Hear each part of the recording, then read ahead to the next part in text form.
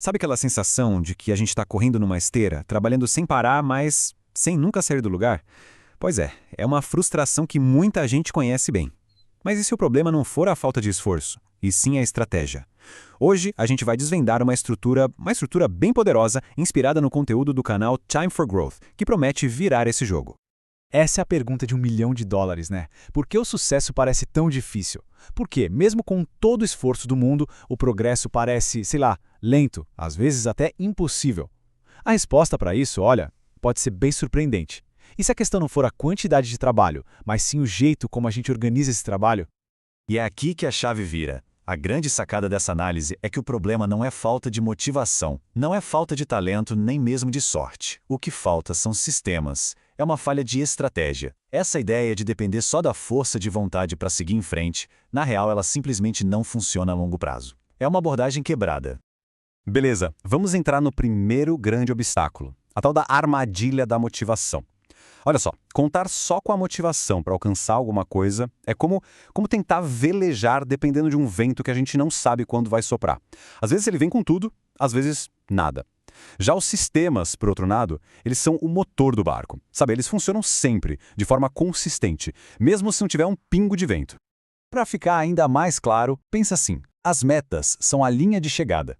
Elas mostram para onde a gente quer ir, dão a direção. Mas os sistemas são o caminho que a gente percorre todo santo dia para chegar lá. Uma meta é um desejo, um ponto no futuro. Um sistema é o que transforma esse desejo num jeito de viver, num hábito, e torna o resultado final quase inevitável.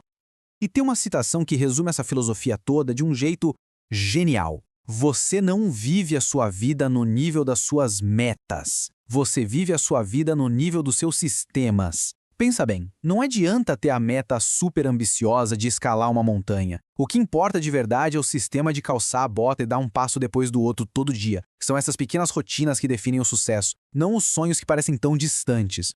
E só para contextualizar, toda essa análise que a gente está fazendo vem do trabalho do canal Time for Growth, que é totalmente focado em como construir essas estruturas para ter mais resultado. A filosofia deles é muito clara. Em vez de ficar forçando a barra, tentando empurrar o progresso na marra, a ideia é desenhar uma vida onde o progresso acontece de um jeito mais natural. Tá, legal, mas então qual é essa estrutura? A fonte desse material propõe 5 sistemas. 5 sistemas bem poderosos que, quando funcionam juntos, basicamente redesenham a vida para que todo aquele esforço finalmente comece a dar resultado de verdade. Vamos agora detalhar cada um deles. Vamos lá, sistema número 1. E olha, não é o primeiro por acaso não. Pensa nele como a base, o alicerce de todo o resto que a gente vai construir. É o sistema de energia, o combustível para tudo na vida. E ele se baseia em 3 pilares que simplesmente não dá para negociar: sono, movimento e nutrição. Pensa bem, antes de produtividade, antes de grana, antes de qualquer coisa, vem energia. Tentar ter sucesso com o corpo cansado e a mente nublada, sabe? É como querer construir uma casa sem fundação. Não vai parar em pé. O sucesso começa, antes de mais nada, no corpo. E essa frase aqui, ela é um verdadeiro divisor de águas. Tempo sem energia é inútil. Para pensar um segundo. Do que adianta ter 24 horas no dia se não tem energia para usar esse tempo direito? É exatamente por isso que as pessoas mais eficazes do mundo não são obcecadas em gerenciar o tempo. Elas gerenciam, em primeiro lugar, a própria energia. Ok, com a bateria de energia recarregada, a gente pode ir para o sistema número 2. E esse aqui é sobre proteger o nosso recurso mais valioso e mais limitado de todos: a atenção. O sistema de foco. A ideia aqui é simples: trabalhar em horas protegidas, e não simplesmente por mais horas. É sobre tirar da frente o que não importa, para poder finalmente avançar naquilo que importa de verdade. E o segredo aqui é que pessoas de sucesso não têm mais força de vontade que os outros. Elas criam ambientes melhores. Elas montam um sistema de foco que elimina as distrações antes mesmo delas terem a chance de aparecer. É sobre ser mais inteligente com o tempo, não só mais ocupado. Agora a gente chega no sistema número 3. E se a energia é o combustível e o foco é o motor, esse sistema aqui, bom, ele é o GPS. É o que define o destino da viagem. E muitos consideram esse o sistema mais poderoso de todos. É o sistema de identidade. Aqui, a gente muda a pergunta. Em vez de perguntar o que eu devo fazer, a pergunta passa a ser em quem eu estou me tornando. E, cara, aqui o jogo vira de verdade. A maioria das pessoas foca no fazer, tentando empurrar um novo hábito goela abaixo, mas a mudança que dura, a mudança de verdade, ela vem de quem a gente é. A transformação real acontece de dentro para fora, porque quando a identidade de alguém muda, as ações, elas simplesmente se alinham naturalmente.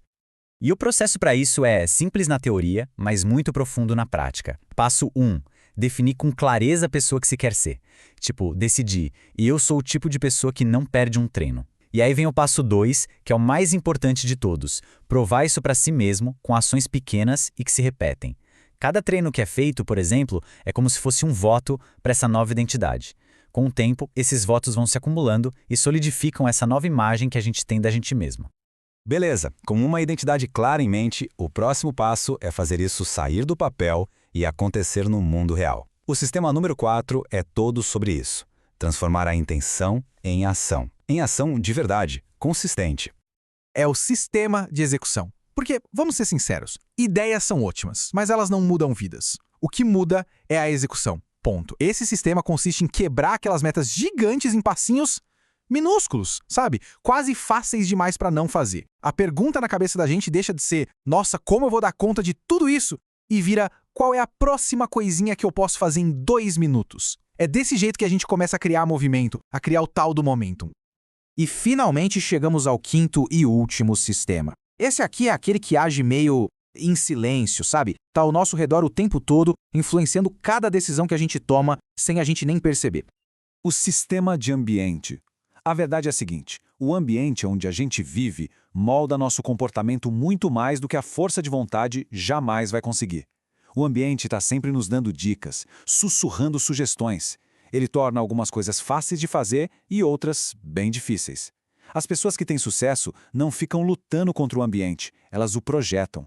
Elas tiram as tentações do caminho e colocam gatilhos e estímulos que as empurram na direção certa. Ok, 5 sistemas.